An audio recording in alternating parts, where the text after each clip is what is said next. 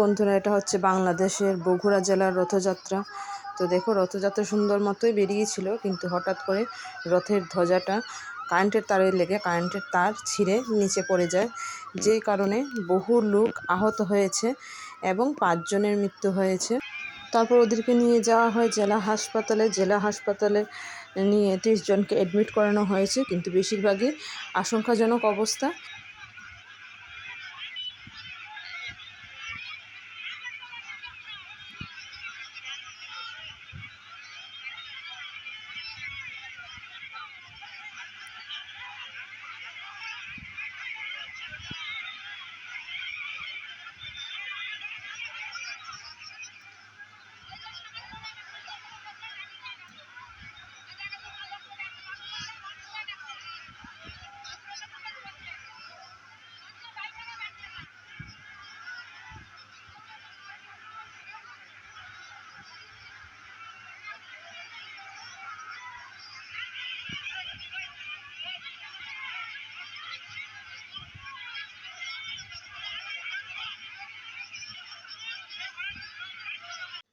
তো বন্ধুরা, এই মর্মান্তিক দুর্ঘটনা গতবার ঘটেছিল ত্রিপুরা রাজ্যে, আর এই বছর ঘটলো বাংলাদেশের বগুড়া জেলায়।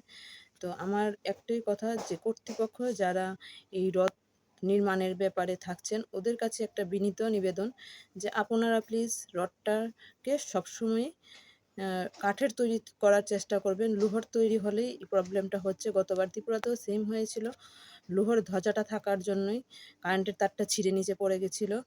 আর বিশেষ করে ফুটের উপর দিকে চিন্তা ভাবনা করে রথটাকে বেশি বড় না করে একটু ছোট করাই ভালো, কারণ এই আনন্দ যাত্রাটা কিছুক্ষণের জন্য। আর মানুষের জীবনটা যদি চলে যায়, তাহলে একটা ফ্যামিলির পুরোটা জীবনেই খারাপ হয়ে যায়, কারণ ওদের সারা জীবনেই মনে থাকবে যে এই রথযাত্রার দিন আমাদের পরিবারের একজন সদস্য চলে গেছেন। তো আপনাদের কাছে একটাই বিনীত নিবেদন, যে আপনারা রথযাত্রার সময় রথের ধ্বজাটা বড় করবেন না। যতটুকু রথের দরজা থাকা দরকার ততটুকুই করুন, কারণ বেশি বড় করতে গেলেই দেখা যাচ্ছে যে এই দুর্ঘটনা ঘটছে।